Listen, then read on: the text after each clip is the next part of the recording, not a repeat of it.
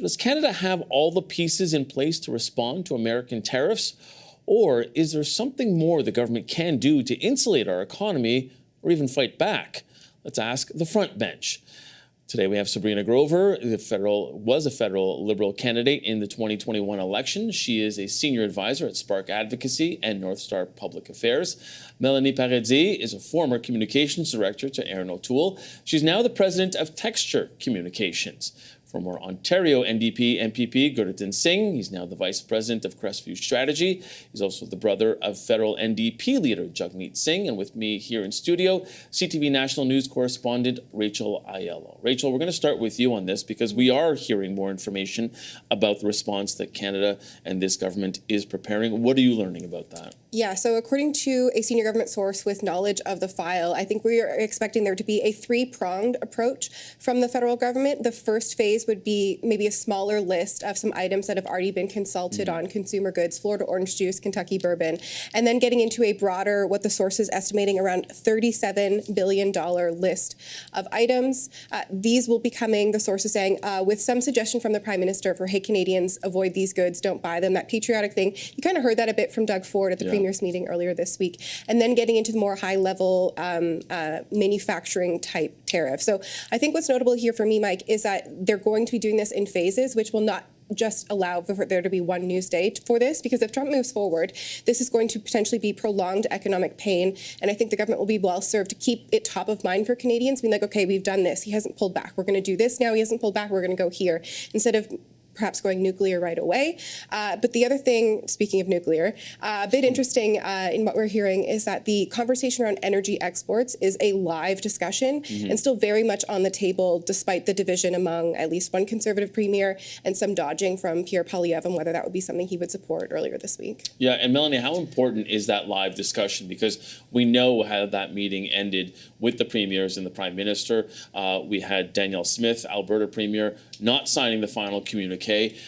Everybody has talked about speaking with one voice and having a Team Canada approach here. So I wanted to ask you first about this phased approach, but secondly about making sure that everybody is behind it.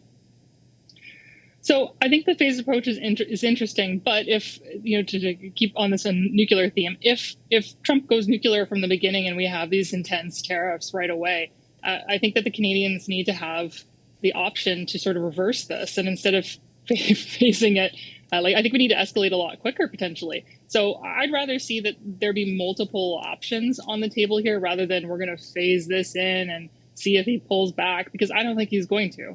Certainly not over Kentucky bourbon, or orange juice for that matter. In terms of getting everyone on side, I think that's actually the most important part and the biggest problem that we have. And really it speaks to years of Western alienation, years of neglect in the relationship with Alberta and the prairies more broadly by the federal government, that there isn't trust there.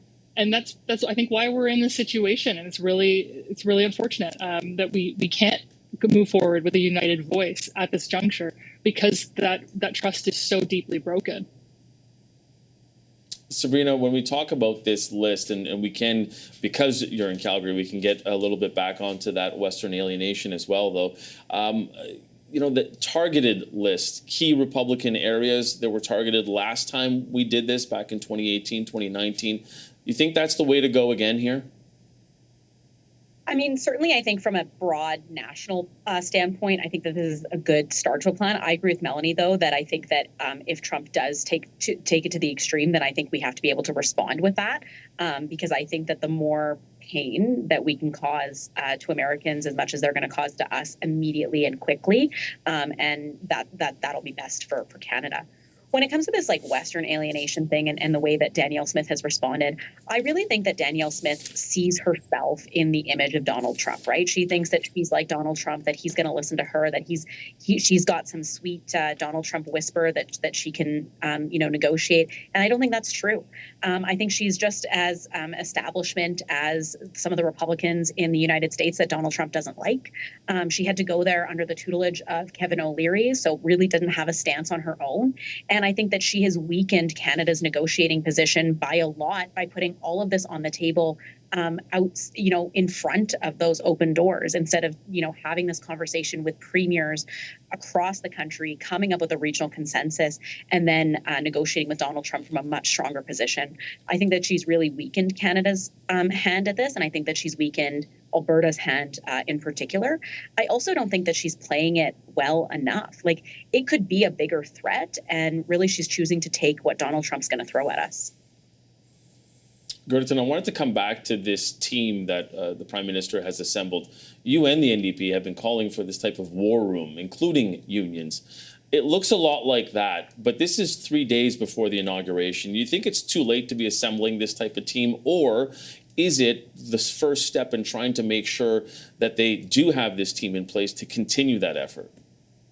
Well, what I think what's happened is because the fact that the Liberal Party and former Prime Minister Trudeau chose to plunge our leadership into... He's still the Prime Minister, by the way. Sorry, my apologies. We still have a couple of months to call him the Prime Minister. I know you said former Prime Minister. I just want to make sure. Yes. No, thank you for the correction.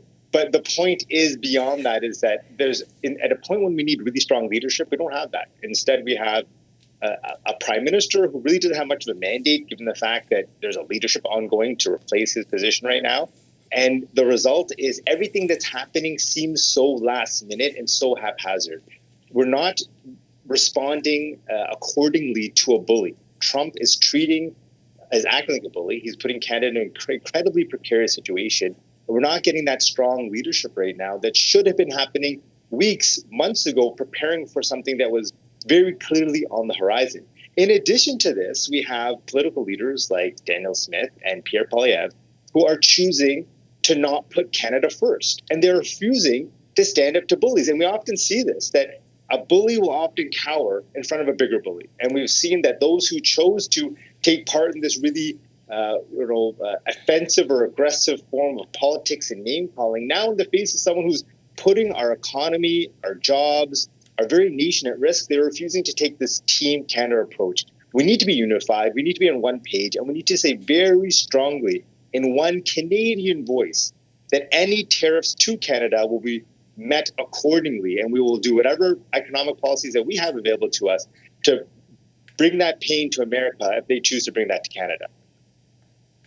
Yeah, and Rachel, it does seem like from what we were hearing from the senior government source that they're ready to go to, as you said, that nuclear option, but certainly trying to, I don't want to say be more Canadian about it, but try not to almost poke the bear and provoke the president. Is that what you're getting? Yeah, and I think the federal officials we've been speaking to leading up to this have been clear that they are going to see if Trump strikes first. Like, this is going to be we still don't exactly know what he's going to put on the table day one, day two, so there has to be a bit of posturing, being ready for that. But I think just to push back a bit on what Gerdeton was saying in terms of there being no rudder for the federal government right now, I actually think the Liberal leadership race, and we saw that with Freeland's op-ed today, is providing a bit of a new perspective on Canada's response. We're hearing ideas from other people about how they would take on Trump, in addition to Prime Minister Justin Trudeau. And I think to the credit of some of the ministers who will be getting into a war room of sorts next week at that cabinet retreat, have read the room, noticed the moment, have opted to, at least in what they're saying publicly, choose not to get into the Liberal leadership race because of what is at stake. Jolie, Champagne, Wilkinson today saying LeBlanc as well.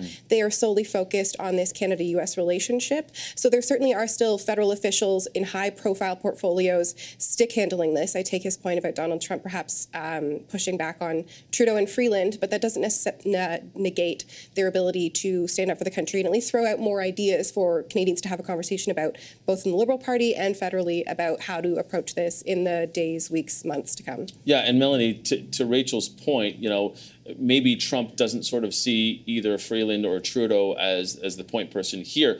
There has been a lot of chatter, and when I was at that Premier's meeting, there were a number of people that were saying, look, and it was, Scott Moe, Saskatchewan Premier, saying that, look, we need an election right now. Daniel Smith has said it as well, to have that sort of strong mandate from this side of the table. But there are people as well around that Council of the Federation that are saying, you know what, Dominic LeBlanc may be the guy that should be having the mandate to step up and to be the one to go one-on-one with Trump. What do you think of that? Unfortunately, I think it doesn't really matter. If the Americans want to position this as Canada doesn't have a leader with a mandate right now, it doesn't matter who we put in front of them. That's what they're going to say. That's their negotiating position. They're going to take whatever our weaknesses are in this case, and in this case, one of our big glaring weaknesses is the fact that we have an outgoing prime minister, and that we need to have an election to replace him. And they're going to continue to throw that at us and say, you don't really have a mandate. You can't be making these decisions on behalf of the country, or we're just going to wait. We're not going to negotiate with you because there's no point. We're going to wait for Pierre Poilievre in the spring or in the fall, whenever that may be. And that's my biggest concern, is that we may end up with these tariffs next week. It could be by executive order, and that the Americans just won't negotiate with us because we keep sending them different people with various levels of mandate. And it's confusing to them, but it's also an advantage to them because they can point to it and say, like, you guys don't have your act together. Well, I'm going to give the last 30 to Sabrina. The counterpoint to that might be that this government continues to say, well, we need a multi-pronged approach. I mean, it may be sending them different people, but do you think it makes sense to have different people going down, Sabrina? Or do you take Mel's point that maybe, the Trump administration folds their arms and says, we're not going to deal with you, deal with our tariffs first? Yeah, I mean, I don't think it's confusing to them. They have ministers and secretaries in the United States as well, so I think they fully understand negotiating with different arms of the Canadian government. What I will say, though, is we do have a mandate to lead the G7 this year, and I think that this is an important conversation that we should be putting on the table with our fellow other G5 members outside of the United States, because I think as much as we're going to feel the pain of a Trump administration, there's going to be several of our European partners who are also going to feel that pain, and I think that it's important that Canada leads through that venue as much as it leads through direct negotiations with Donald Trump, and I think that that is a leveraging point and a leadership point that we can't cede. Okay, we'll leave this conversation right here. I have a strange feeling we're going to talk about this next Friday, maybe. I don't know, possibly.